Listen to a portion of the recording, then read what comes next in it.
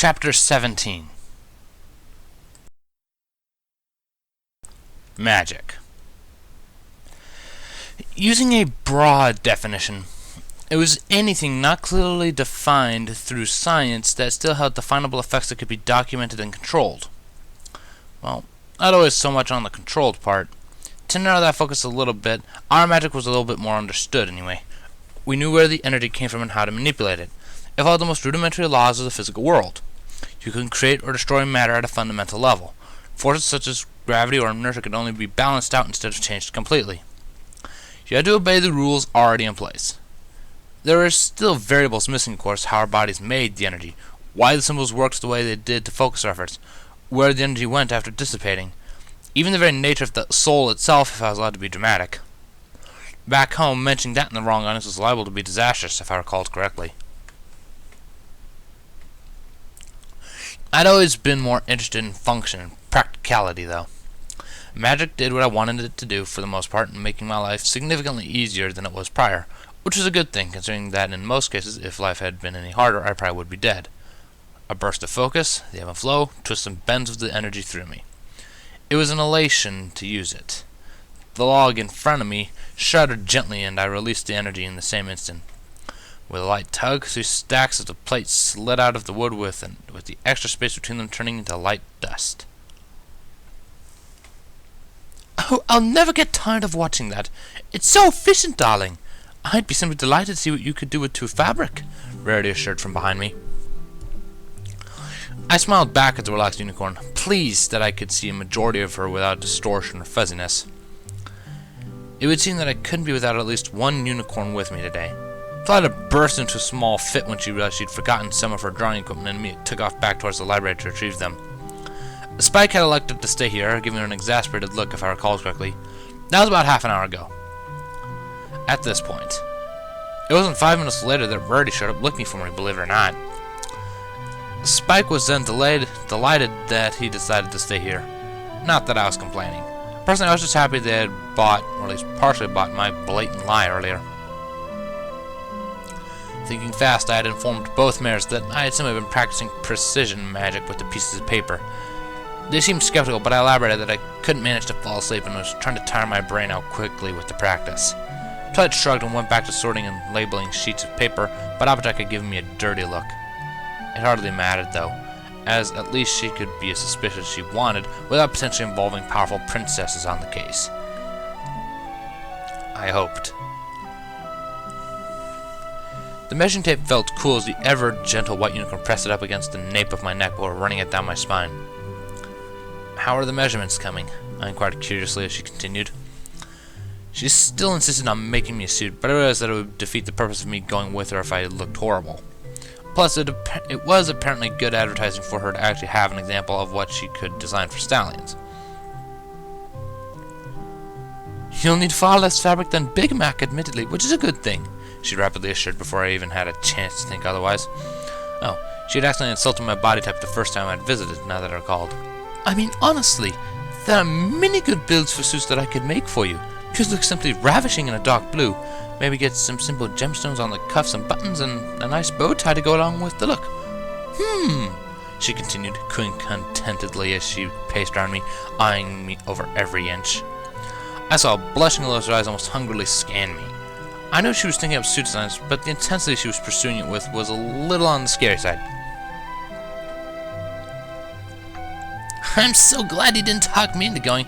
Total drag, those kinds of parties, Rainbow Dash complained from up near the ceiling. Rarity glared up at her ineffectively and was ignored completely as the rainbow mare drilled the support plates into the ceiling.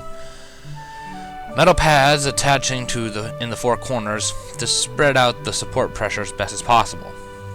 Of course, they were only backups really, something to give a bit more sturdiness to the ground platform and to buy time if something catastrophic happened. Dash had arrived a little after Rarity, primed and ready to help finish the job. Her enthusiasm was infectious, and I managed to get through 2 more logs since she got here.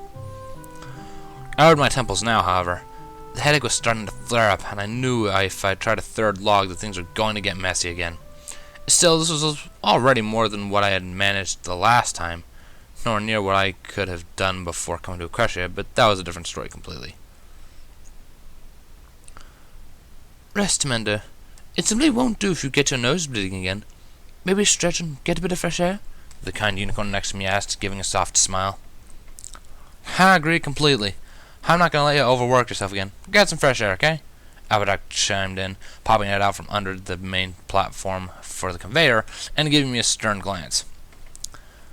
It lasted all of 3 seconds before she cracked a smile and winked at me, however. Sighing, I nodded to both of the insistent mares before slowly standing up. My legs were stiff from lying in one spot for over half an hour, but it felt good to stretch them out. Maybe they were right. A bit of fresh air would do me some good.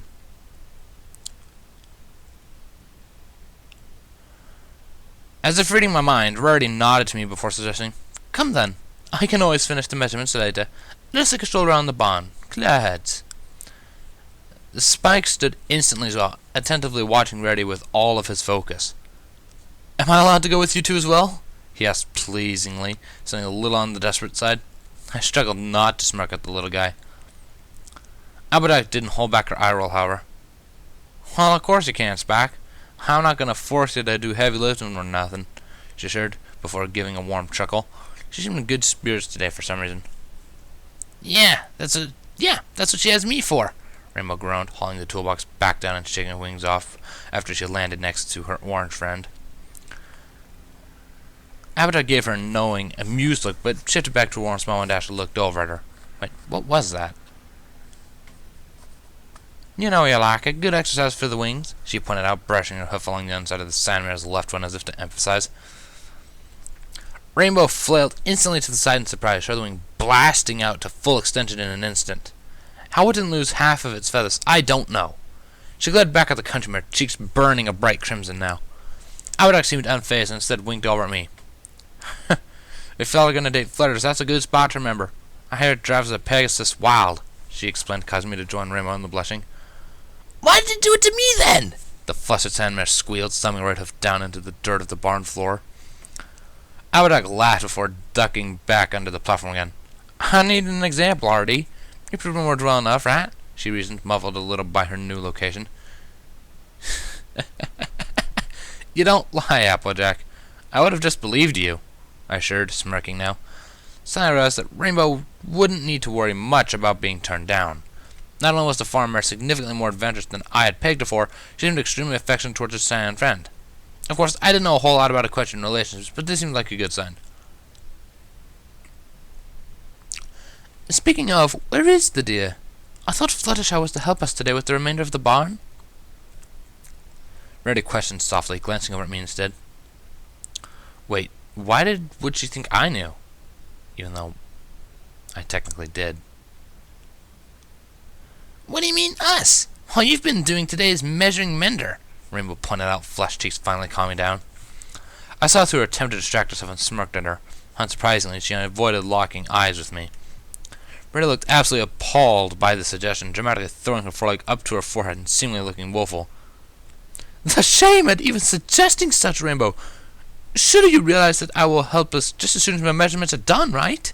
she asked in a dramatic tone. Dash slapped her forward with her right forehoof before shaking her head. "I'll hold you to that, then. Where is Fluttershy anyway, Mender?" she inquired, mirroring Rarity. Why was I suddenly the resident expert on the Chimera? She said she had to catch up on feeding her animals this morning and would arrive afterwards.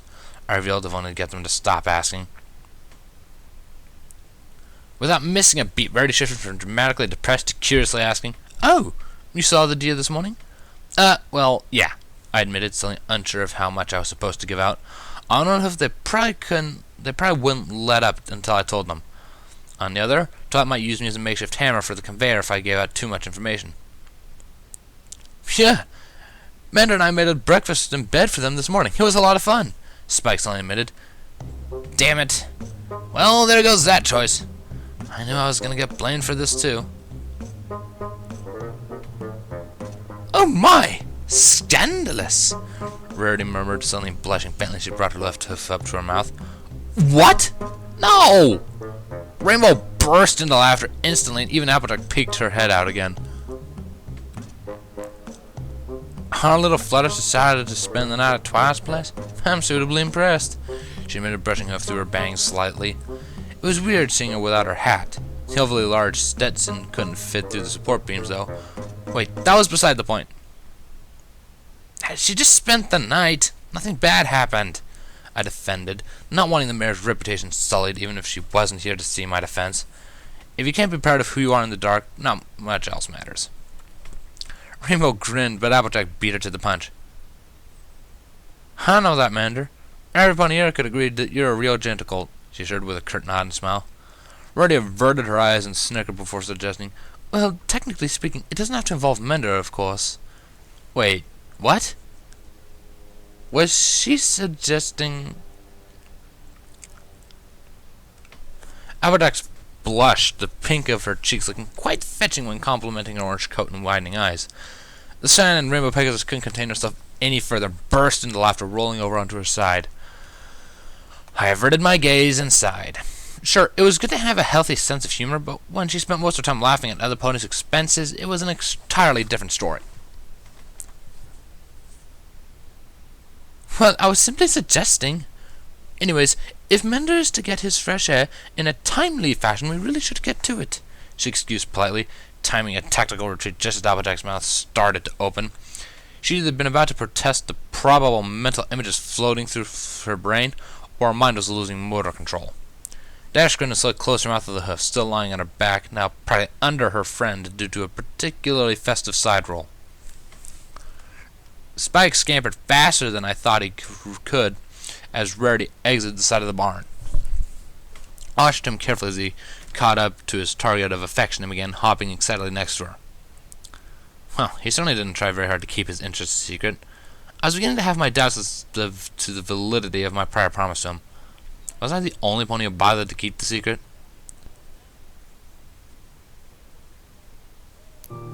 Please, Rarity, it'd be really, really awesome, I suddenly heard him plead as I approached. Oh, was he requesting favor already? Admittedly, I had no idea how this dating thing works, still beyond my girlfriend's rather vague explanation. I'm truly sorry, Spike. I just brushed my coat down and styled it. I know it's not your fault, but claws do terrible things to styled fur, she refused. Oh, was he asking for a ride? Wait, she combed and styled her coat before even leaving her house? I didn't think there was any special occasion today. I barely ran a brush through me before we headed out this morning. Upon catching up to the slowly walking couple, I inquired, is something going on today for you to go to all that work? Rarity hesitated a moment, suddenly averting her eyes down before shaking her head. Why, of course not. A lady must strive to be presentable at all times. You never know when a simply wonderful styling could be watching, she explained simply, adding a smooth wink on to the end. I laughed and blushed, careful to avert my eyes as she swished her tail in extremely distracting fashion.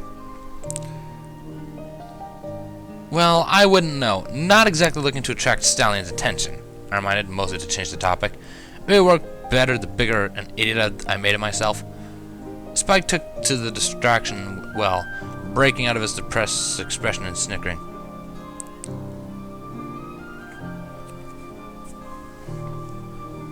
Oh, that much is obvious. Tart and Fluttershy both seem convinced, though. You have that subtle charm that only innocence, kindness, and a certain level of obvious striving can produce. She smiled sweetly at me as she said as much, causing my blush to expand. Damn it, she hadn't fallen for the topic change. Spike struggled to run after us again after having finally snapped out of his momentary shock of watching her tail with so much focus. I let him save face and knelt down as he caught up. He caught my smile I directed his way and didn't miss a beat, hopping up and settling himself into the middle of my back. Oh dear, you let Spike ride on top of you as well? The pearly mirror questioned, smiling politely at her now somewhat eye-level dragon friend. I nodded before starting our walk yet again. It'll be good weight training. I need to get back in shape, I excused, sighing wearily. Hey, I don't weigh that much, my scaling passenger protested. I almost felt his irritated glare on the back of my head. That's the point. I'd probably collapse if I tried to lift anything heavier. I groaned, wishing I could magically skip all this and just get back to the same fitness level as my old self had been. Nothing like the active lifestyle of trying not to die horribly from murderous rampaging aliens to get one into shape. Rarity giggled along, regardless of it being a true statement. See, Spike? Gentlecolt. Don't let those guards tell you otherwise. Being a nice stallion definitely makes you attractive, she assured nonchalantly. I came within half an inch of inhaling a large cluster of rocks as I stumbled in surprise. Rarity was either oblivious or intentionally ignoring my almost accident as she continued with, "Sure, you leave yourself open for attracting a definite type of mare, but isn't that the type you want? You know, the mare who wants what she wants and isn't afraid to pounce. Every mare reaches a point where she decides she'd rather settle down with a nice stallion with a responsible outlook on life. Well, some skip right to that step, as I imagine Fluttershy and Twilight have. Myself as well, of course." She only added herself after a sudden look of dawning, and I tried not to snicker. I hadn't considered her the wild party type attracted to the bad stallions in a way, like those two guards. "I try my hardest to be really nice too," Spike chipped in, sounding a little down over the entire conversation. Rarity didn't miss a beat with that one. "Of course! You're the nicest dragon I know. Any lady worth her salt would be happy to be with you, Spiky," she assured pleasantly. He perked up instantly, of course, and gave her a wide smile. It kind of made me wonder if I was socially acceptable with a dragon when you're a pony. They're both sentient species capable of making their own decisions, so I saw nothing wrong with it.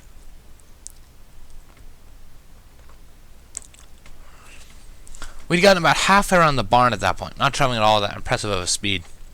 Rarity seemed pleased with the slow pace, and I wasn't going to argue. Walking was becoming second-hand, but moving any faster would typically result in my face greeting the ground in short order still. It was hard to make sure all of those hooves were going in the right direction. Still, I can hardly imagine Twilight pouncing me, per se. She's usually quite reserved, I admitted after a moment's consideration. It hadn't really bothered me, I decided. It was probably better for both of us so we take things slowly. Rarity let out a whimsical giggle as she listened. Spike, for the most part, seemed unfazed to the whole ordeal. That was either his sister or mother, depending on how one looked at it. Normally, either of those would be a negative reaction upon him should a guy start becoming involved with her, I would think. I mean, I don't even have a proper breeding documentation or certificate of authenticity. I vaguely recalled that those were important when trying to impress a female and her clan. Well, at least they were in my prior world. The question was so weird sometimes. I doubt her education covered the finer points of intimate involvement, so I could hardly blame her. "Are you two truly dating, then?" she inquired, shifting back to curious like someone flicked the light switch. There was that word again. I hesitated and stopped walking for a moment.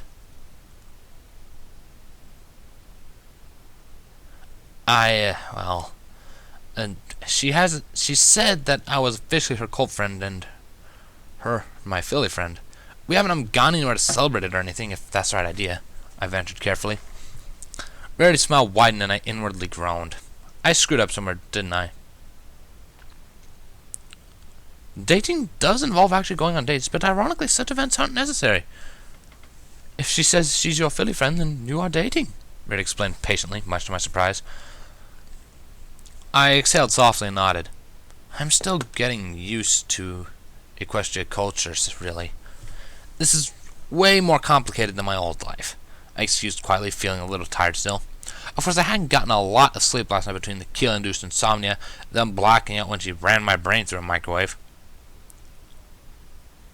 It's perfectly understandable, Menda. Relax. Has she informed you about hers yet due to Fluttershy's interests? She inquired, a bit of her mirth slipping, and she tilted her head towards me. I nodded wearily, unsure if I should be talking about this or not. I soon realized that I had to be really careful with Rarity. She was on a totally different level from what I was used to dealing with, I realized. Something subtle like a tone change can mean quite a bit. Yeah, this morning anyway. I'd heard the guards last night reference it, and I started to explain. I was interrupted by a spontaneous shout from high above. All three of us looked up instantly, just in time to see a wooden cube of some sort descending towards us at high velocity. Rarity went rigid, eyes widening as I panicked. Not again. Simply going on instinct, I leapt forward into the white mare, hauling Spike along my backsail. All three of us fell sideways and rolled just in time for the falling object to crater itself into the ground where we were. It shattered noisily upon impact, splintering open and spilling what appeared to be metal rods all over the ground. They were long, thin things, each about 5 feet in length. Wait, support rods for the conveyor belt in the barn? Look out! Sounded from high above in a lower, yet still distinctively female voice.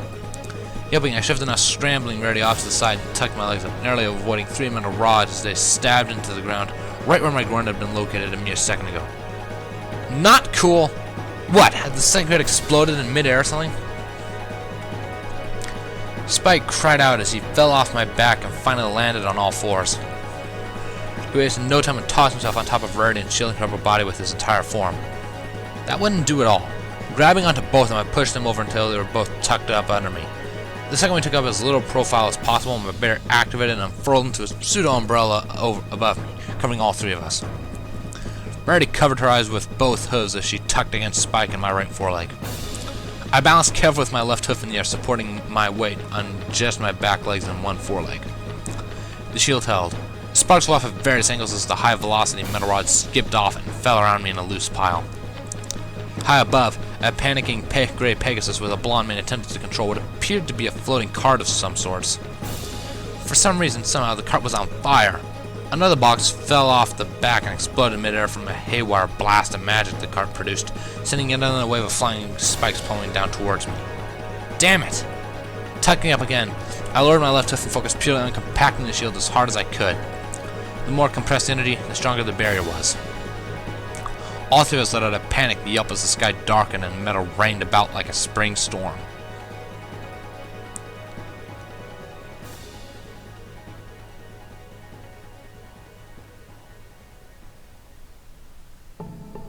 I really do need you to sign this, I heard through the hundreds of bars of metal.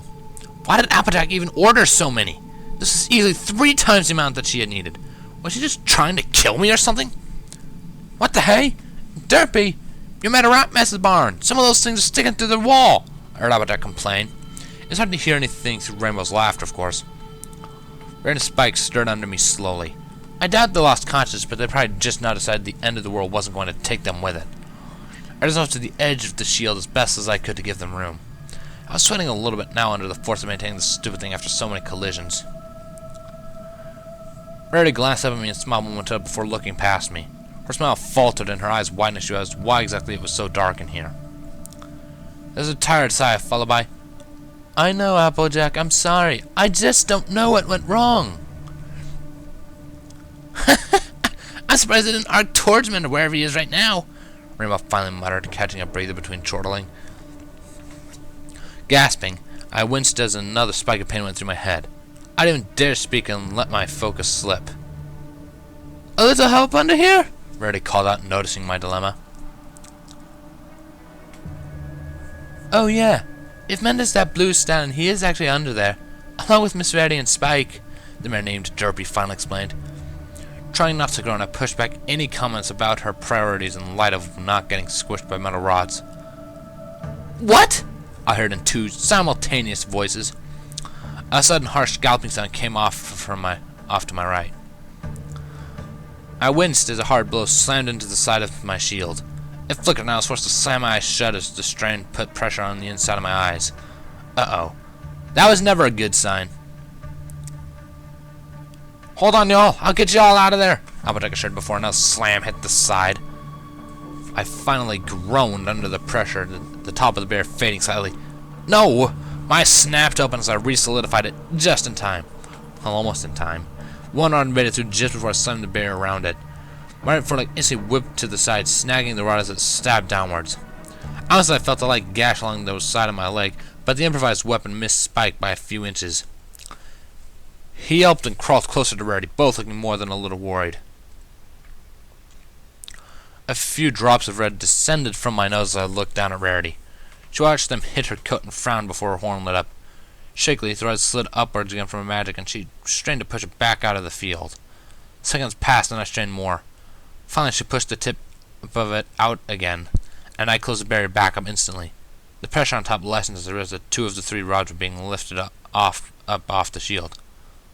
Almost got rid of a few off the top, Rainbow gasped, sounding like she was straining. Holy hell. These things must have weighed a good 70 or 80 pounds apiece. How was she lifting 3 of them at once with just her wings? Her reply from Applejack was a fierce scream of rage as one more blow hit the side of the pile. I almost choked on my gas, but the shield held somehow as light suddenly breached through from my right.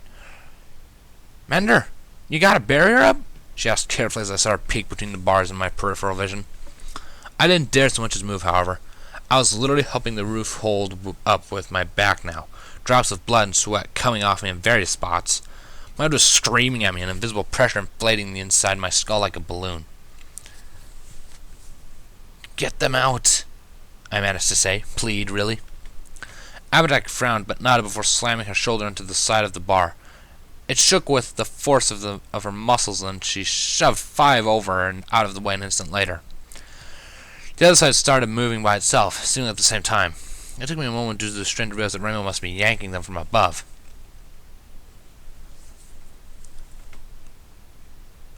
Finally, a half-meter of clinch was made, and I slid open that side of the barrier with all my focus. Why couldn't an accident like this have waited a few more days for me to get more practice in? The temporary slip in thoughts caused me to jolt to the side, another bar slipping through to my left this time. Spike thankfully managed to dodge the thing before pushing himself up against Rarity rapidly, helping her squeeze herself sideways out of the hole that was made.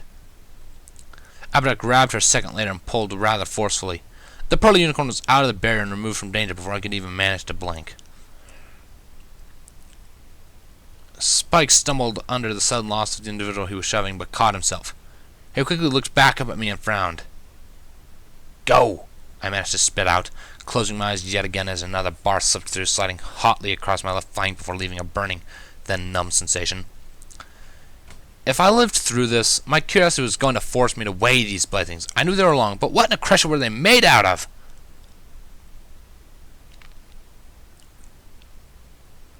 Spike brushed against my leg as he left, rapidly following Rarity. "Mender, you doing okay? Can you slip out while keeping that barrier up?" Applejack asked in a worried tone. All I could manage was to shake my head to both questions. If I moved, I just knew the magic would snap and bad things would happen to my fragile body. Again. "Oh no. Oh no. I thought he was okay because of his magic thingy," I heard DERPY whine from above the farm area somewhere.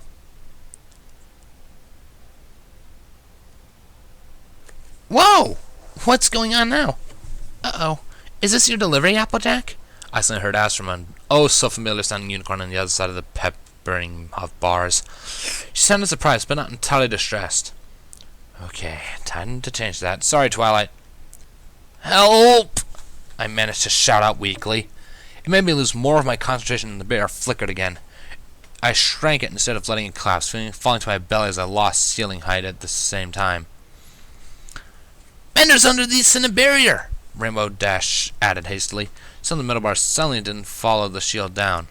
I counted 5 directly above me that stopped as I heard a fresh air going from Dash.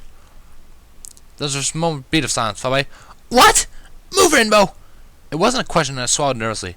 What was she possibly going to? The bars didn't fall more than an inch when Dash let them go before snapping rigid suddenly. My eyes widened as I was bathed in a purple and scarlet glow. Every single one of the rods lit up like a light bulb and started shaking violently. The pressure was suddenly gone off the top as the shield as the magic tore the entire shipment of rods up out of the ground at the same time, lifting them all into the air before dropping them in a rough pile almost 20 feet away. There was a negative energy image as the bear collapsed upon itself instantly with my sharp exhale. My eyes shifted to my left and turned to see my filly friend standing there, a foot of energy radiating off her horn as she glared over at the pile of metal. Well, that marked a whole new level of awe and terror I had for the unicorn. I had momentarily forgotten that she was practically a physical goddess when it came to magic.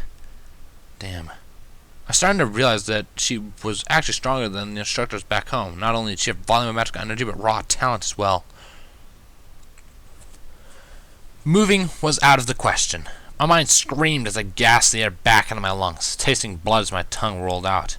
It was oozing from my nose in a healthy quantity, I felt. The light throb of my heartbeat reached my flank and right foreleg at the same time, and I winced. Oh well. Aside from my headache, this was probably the least I'd ever been hurt in an accident of that magnitude. Actually, it turned out kind of lucky for me. "Mender!" Twilight shouted as she rushed up to my left. I couldn't seem to catch my breath, and somebody panted there before opening my eyes again to the sound of her hooves on the grass. "You used too much magic too soon. Here," she informed needlessly, but in a worried voice. I wondered momentarily what she was going to do. Her forehead and full underside of her horn were shoved directly into my forehead a moment later. I gasped as the world momentarily disappeared, raw magic energy flooding directly into my skull from the emanations. It was distinctly twilight in feeling and extremely familiar at this point. I couldn't help but blush a little as I felt her push herself closer, showing more of her energy inside of me at the same time. Oddly, my breathing regulated as the pressure eased up inside of my mind. Her magic danced along inside of me with purpose, flicking along the sore parts of my body before gently restoring them from the inside this time. Further, her energy seemed to almost massage my being, promoting my own energy to stabilize and bolster itself on the inside. Thoughts surprised me as they danced along the surface of consciousness. They were the full spectrum of emotions. The warmth of her kiss, the nervousness as she looked down at me in bed, and even a pang of guilt as I swallowed nervously and looked away from her. Wait a second. The images weren't from my point of view, but hers. That made me pay even more attention as I realized they were indeed a huge wave of affection pushing through, tainted with worry. A lot of worry, actually. The image flickered through for barely a second upon closer examination. Pieces of paper hastily taped together with written out words on it. Mender, are you there? The book is important, right? And tell me more about yours. Were clearly written on the pages in a familiar manner. Fine handwriting. Oh well. She must have sensed what I saw. The connection snapped shut in a heartbeat as she pulled her forehead back. I groaned lightly as I felt the connection fade, her energy withdrawing alongside it. My own rushed to fill me back up again, however, bringing the burning pain in my skull down to a dim sizzle. Now I had other things to worry about. I suddenly realized I hadn't gone back to the treehouse to get tools. She averted her eyes as I looked up at her. I knew it.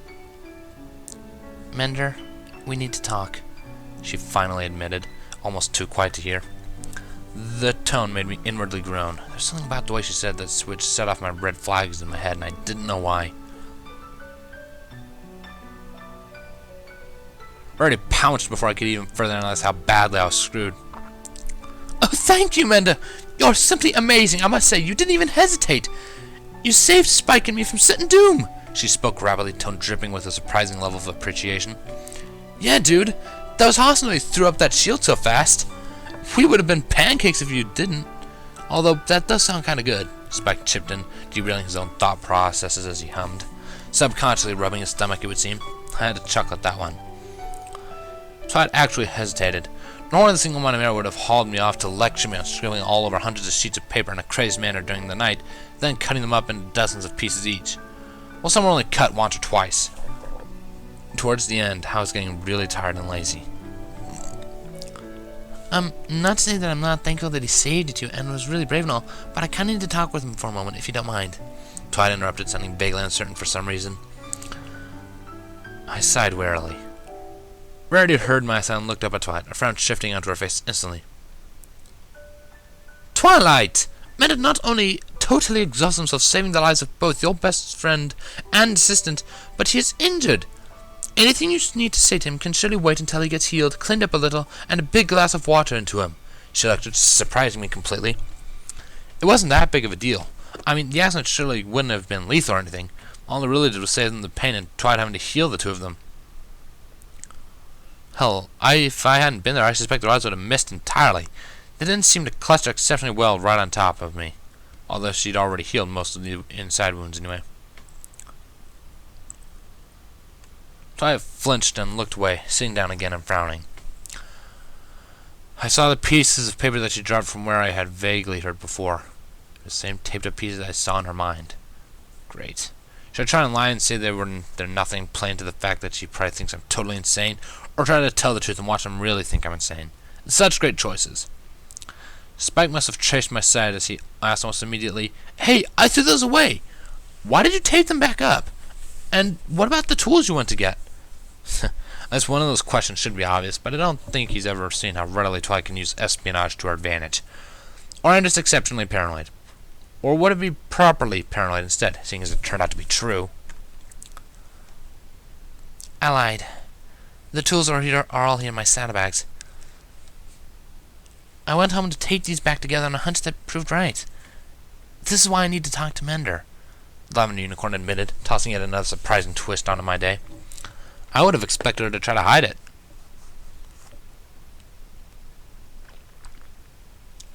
What? Are you sure you're feeling okay there, Twa? That seems kind of paranoid and distrusting, Applejack asked quietly. Okay, that's it. I give up trying to do the silly expectations today. Now that the mayor, who was usually first to suspect me, even for irrelevant things, was thinking Twat was a bit overzealous, that should really give the unicorn pause for thought. Twat scowled at her orange friend and shook her head rapidly. I was right, though. Fine, look for yourself, she defended harshly, filling the papers over and tossing them into the general direction of the two mayors and Spike. I didn't include myself, having neither the energy to interfere or the desire at this point. No matter what I did or said, it was going to look bad. Technical silence was for the best, of course. One of the pieces of paper landed on my face and got stuck to the blood spot on my nose. I just lay there regardless, now enjoying the shade from my eyes. Why does using up a lot of magic make me physically sore? What in Equestria? Did men arrive at these things? Applejack asked, complimenting the sound of rustling papers. I assumed she picked one up. At least after my prior experience, I was significantly more comfortable being blind.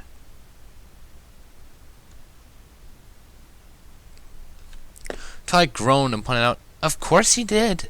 Walt Fluttershy would get up in the middle of the night, write on hundreds of pieces of paper, cut them up, and throw them all over him while he slept. It's not even our handwriting. Her irate tone let me appreciate not being able to see her. In my current state, I couldn't run away and hide somewhere. Easy, Twa. Mender, can you tell us what the pieces of paper are? Applejack asked bluntly. Ignoring my first choice of dripping sarcasm, I went with a much more diplomatic approach. Yeah, I could tell you. You wouldn't believe it if I did, however.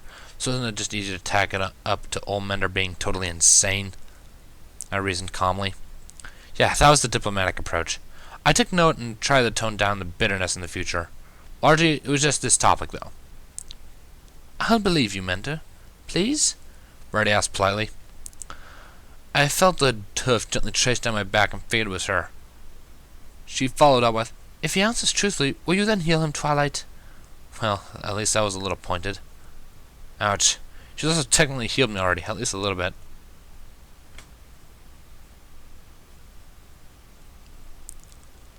Hey, I wasn't holding it for ransom or anything. I'll heal him regardless. Plus, I already fixed up the inside of the wounds a little bit, Todd protested. Idly, I wonder why Rainbow wasn't saying anything. I didn't hear her wing flaps either, so either she landed or had left. Weird.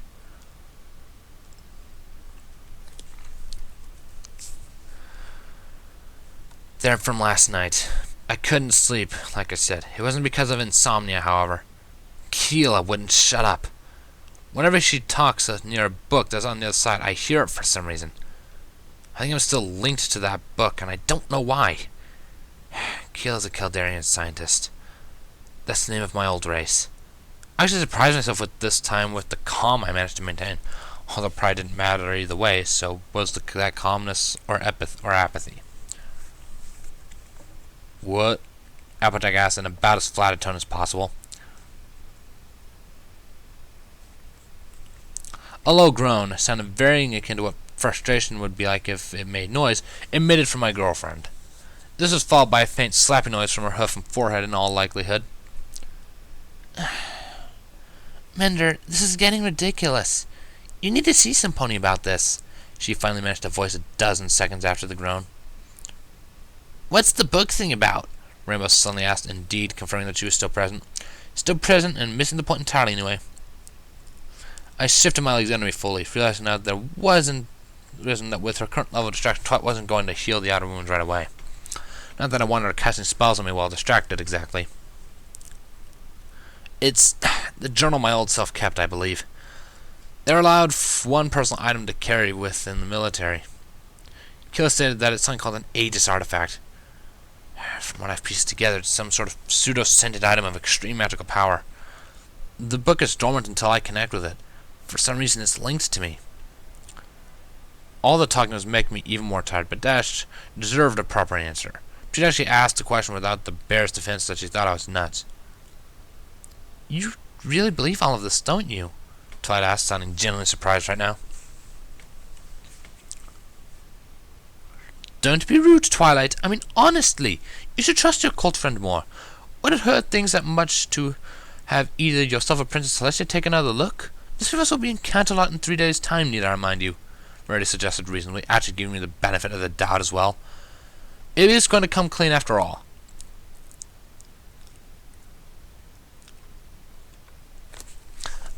You too, Rarity? Can't you see how crazy this all sounds? Princess Celestia herself said that there was no link to this dimension left. You'll all trust her as the leader of a question. She's not going to screw up when the risks are this high. Twilight defended, getting more irritated with each rebuttal.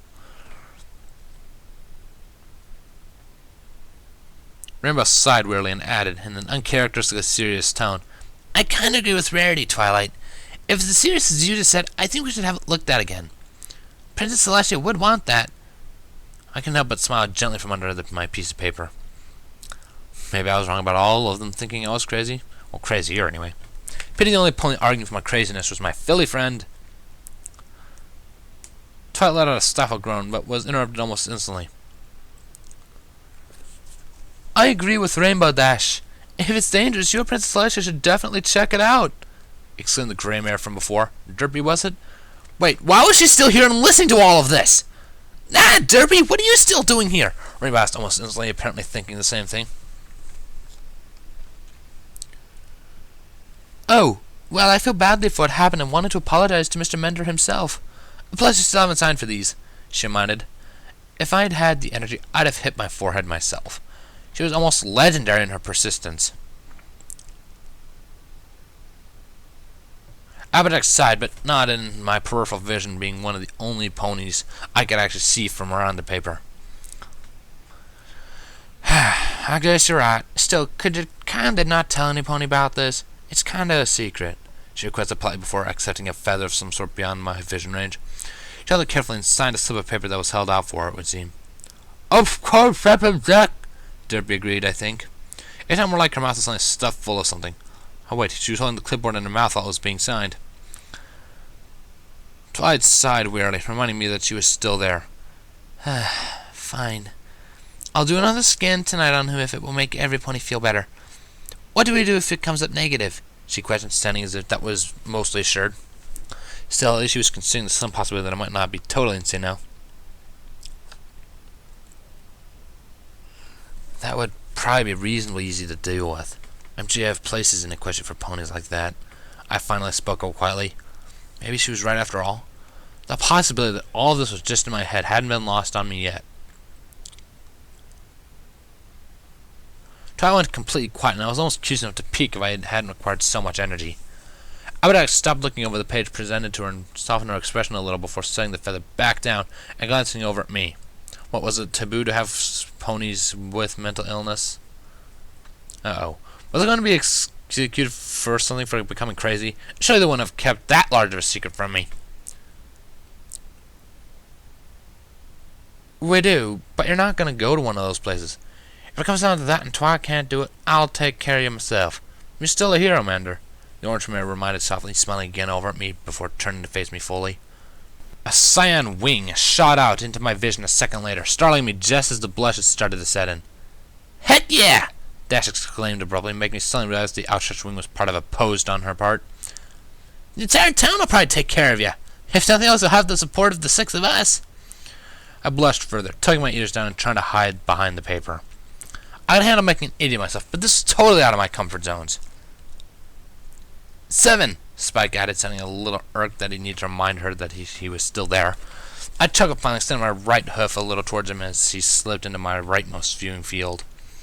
He grinned and nodded to me before bumping it with his claw. Derpy herself put her clipboard away, and then looked between every pony with a happy grin. 8! She exclaimed a moment later with a little hop into the air. I held back a snicker. To my surprise, a light giggle sounded from Twilight. It won't come down to that. If what you've shown so far is the extent of the issue, you'd still be considered a fully functioning member of society. The princess would probably just want you to be watched to make sure you didn't hurt yourself if you had a spell. I'm keeping you regardless, she explained, extremely clinical and detached until the last sentence. Her tone shifted to amused and teasing with that, and I smiled weakly. Well, it was nice to know she wouldn't let my potential delusions ruin our relationship. Applejack gave a stiff snort, amused but giving Twilight a skeptical glance.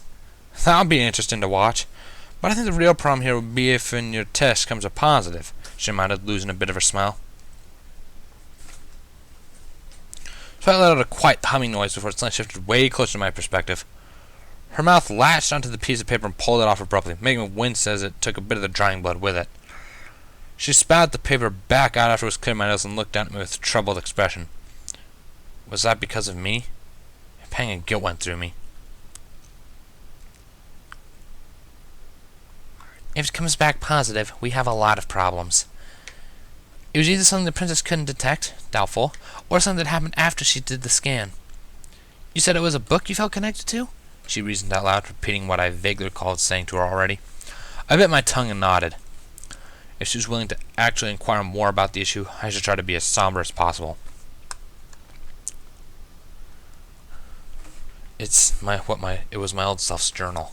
She said it was an Aegis artifact. I'd heard the term before that, and seriously doubt that my old self made it into one. I furthered, earning a frown from my Philly friend. Isn't that what you called your strongest barrier spell? She pondered out loud, somehow making it sound like both a normal and rhetorical question.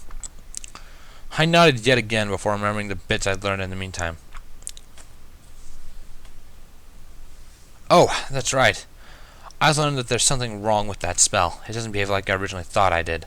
I warned, unsure of exactly how to explain what I had figured out. She seemed curious, but distracted at the same time. Can you tell me about it inside the barn? I just remember that I need to heal your outside nicks, and that Applejack probably wants to get back to work on her conveyor. And fix the holes in the wall now, too. The farm pony groaned as she looked at the marks from the metal rods. Oh yeah, I feel it stuck into the side of her barn like a giant dartboard. Ty must have torn those out, too. Then I remembered that I knew alteration magic.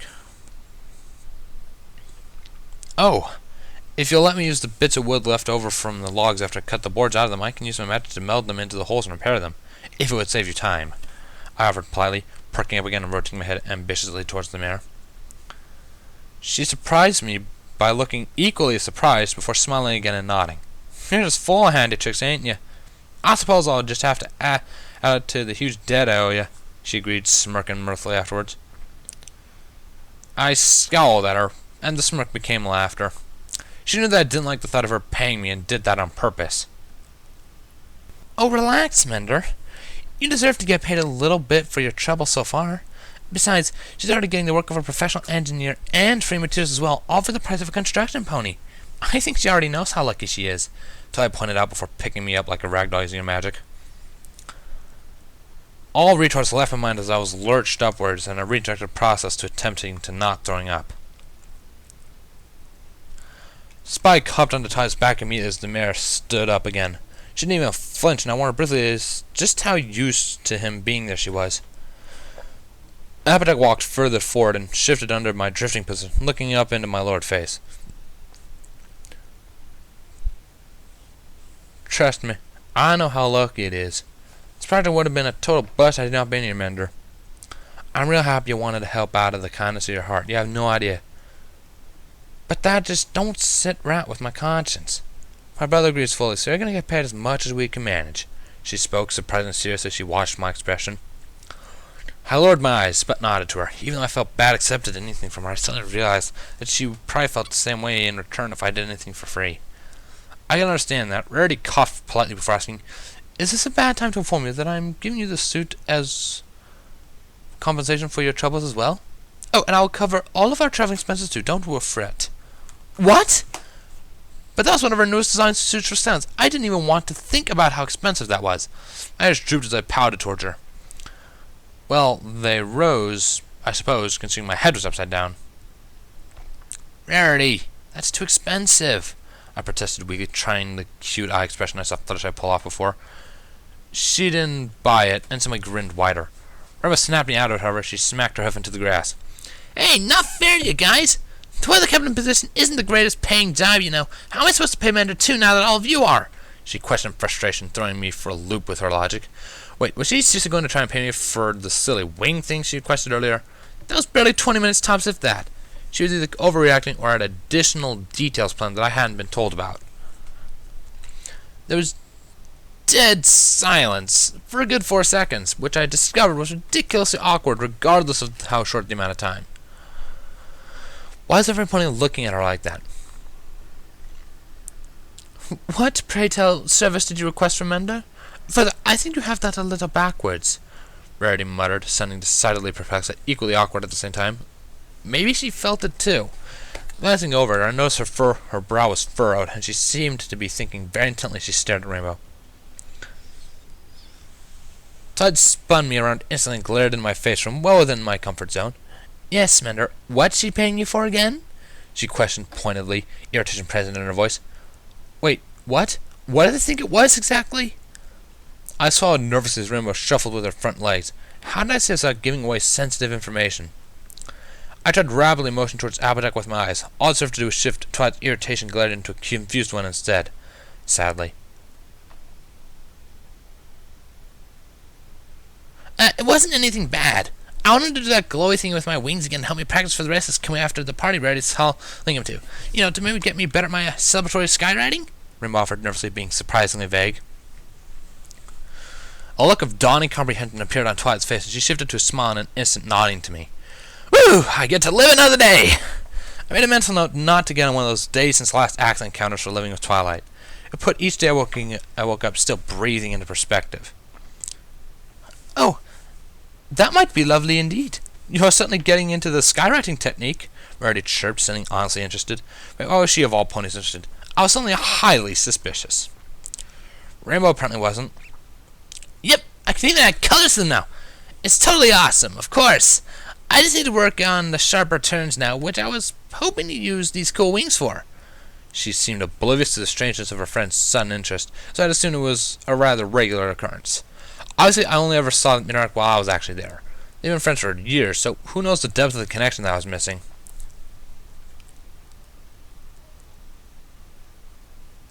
So I almost caught hold of my ear and tugged my head back up using it. Huh? She smirked as she captured my attention again before leaning up and lightly kissing me directly on the lips. My system jump-started as my eyes widened. Right in public? Well, her close friends, but still! Spike made a groaning noise and rotated around on her back so he was facing away from me. Despite the awkwardness, I felt the familiar heat drifting onto my cheeks as I pressed further into the kiss to the best of my abilities. It was kind of hard to get liver when floating into the air, I realized. Still, this was a pleasant change of pace from what I was expecting for the day. Letting out an obviously stifled groan, she gently lowered me as her magic wavered, pressing me lightly into herself as she did so. With my back legs firmly on the ground, I pushed forward a little, nudging my head forward up under her horn and earning a giggle, followed by a gentle blush. The horn lit up with her energy a second later, and I felt a little bit of her flow into me yet again, comforting me rather than healing this time. It was like she was nuzzling me with her magic. Well, now that's a surprise, Applejack muttered quietly, apparently finally noticing Twilight's display. The purple unicorn blushed harder but followed me back as I tried to break contact, assuming she wouldn't want her friends watching. Well, yet another incorrect assumption. Her neck and chest pressed against mine and she refused to let me break the kiss. She didn't make any attempt to deepen it, which the rising heat to my face thanked her for. I might have passed out had she done that. My right eye peeked aside to see the slightly fuzzy image of Applejack smirking as she watched. Remember that went wide behind her as she looked past Rarity to get a better view. This, of course, alerted Rarity, who turned around and dropped her jaw a little, watching. Oh, crap. I shut my eyes quickly as the blush magnified. Why were they all watching? I felt how I grinned and smirking against my lips as she finally released mine in her turn. Well, was to say I was sorry. I don't mean to get mad about that. Princess just means a lot to me is all, she explained, grinning, dropping to a warm smile instead. My ears and eyelids dropped a little, but I managed to quickly catch them and forced a timid smile. That was just to say she was sorry? I didn't like the aspect of her treating it like a reward or compensation. Still, I struggled to try to not jump to conclusions. She specifically said that, after all, still, it'd be nice if she didn't think I was crazy in the first place. She frowned slightly, apparently having caught my momentary lapse in expression. Her eyes tried to bore a hole through mine as I backed up a little bit. Rainbow was thankfully oblivious as to my look, and started with, "Whoa! Wow! This is the first time you two have willingly kissed with an audience, although the one I accidentally flew in on was much more interesting." Rarity did a double take and directed a slack-jawed stare to Rainbow instead. What? You simply must reveal the story right now, she effectively ordered. Rainbow! You weren't supposed to tell! Twilight lashed back, switching from concern about me seething rage in a surprisingly short amount of time. Suddenly I didn't feel nearly as comfortable being pressed up against the unicorn. It's all perfectly normal, Twi. Every pony gets a little worked up with their special sun pony in private, I imagine. Abbott tried to soothe, playing the voice of reason. Of course, she was also taking a shot in the dark with what we had been caught doing. Risky, but she'd guessed right, I think. If my terminology was accurate, anyway. Excuse me? We were experimenting. It wasn't anything serious like that. Then she blundered in without even knocking. Twilight growled, sounding even angrier. Oh, crap. My terminology must not be accurate. I started slinking back a bit at a time, trying to distance myself without drawing attention. If she spontaneously ignited or something, at least I wouldn't be incinerated instantly this way.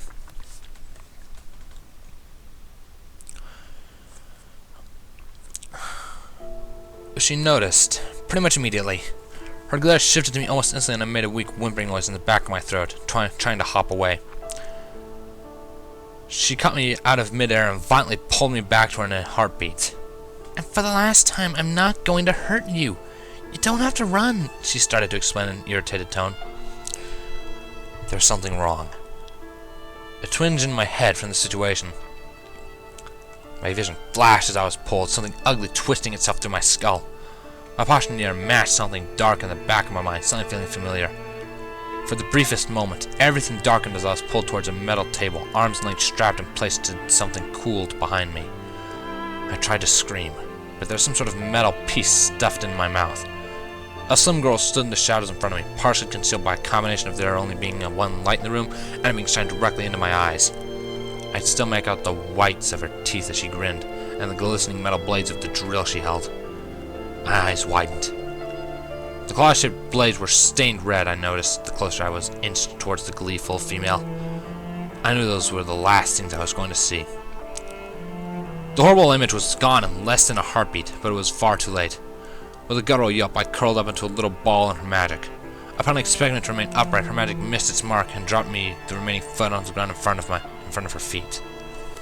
I didn't even feel the jar before her hoof extended to stop me from sliding.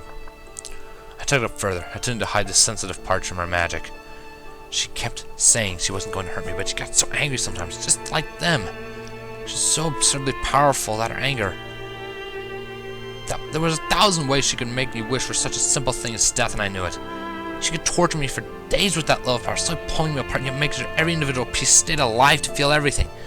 No pony would stop her, would they? She was too important. Just like them. She could do whatever she wanted. What was I doing? What was I thinking? I couldn't stop the shaking as I tugged up further, remembering something that I had seen the females from my dimension do. Could that really be considered a relationship in any way? Who was I kidding? I'd just been pretending to be her equal after all.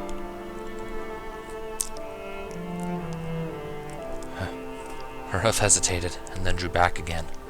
I felt her body follow suit, even though I couldn't feel her. What was she doing? A spike of paradoxical anger suddenly reared up inside of me, scaring me even further in its sudden, seeming random appearance. I smashed it down before it could get even started. No, if I got angry with them, it would just give them more reason to punish me. What was wrong with me? Where did that anger come from? Whoa. Dude, are you okay? I heard Spike ask softly. Why didn't he realize? He's been her assistant for years now. Surely she saw what she could do. Why didn't it bother him? My body told me to run while they were distracted. I tried to quiet it down for them to pull my legs up. No, if I ran, even if she didn't just catch up with me, Run would catch in a heartbeat with her speed. She was nice though, wasn't she? Mender, Twilight started to speak. Speak. Her hoof touched my shoulder again and I went rigid. No, it wasn't right. She was either like them or she wasn't. What was real and what wasn't, though? Was the other world all in my head? Was a question all in my head and I actually lay dying somewhere? Was it a mixture? If so, which was real? She was real. She just touched me. I could feel the magic beating beneath her hoof. She was filled with it. The guttural instinct was still there after all. The panic spiked, and I screamed, "No! Get away!" at the top of my lungs before looking booking for the barn as fast as my legs could carry me. I tripped over my own hooves within seconds, crashing on the ground and sliding on my face. You're pathetic. You can't even walk right. There's no way I want you on the breeding list, she continued after laughing at my spill. Her essence seemed to follow me, inescapable. Images of the scalpels returned and I gasped, clutching my stomach with one leg before scrambling to my hoofs again and aiming almost blindly for the barn door. Mender! I heard Ramos shout before taking up into the air with a loud flap of her wings. Oh hell! Come back! You'll make such a good pet, just accept it! The sandpickers continued, echoing into my skull as I screamed again. I smashed off the side of the barn door's frame and fell over once more.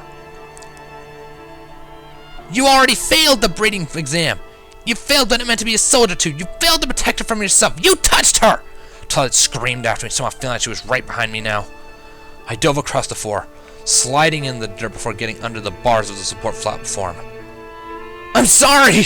I yelled towards nothing in particular, the inside of the room spinning violently. There was no other choice. Panicking, I did the only thing I could think of that would protect me from them all. The only thing I was good at. I sent all 6 inside edges of the conveyor's platform with barrier spells before tethering up to my vitality. Now they couldn't get to me at all, even if they broke through.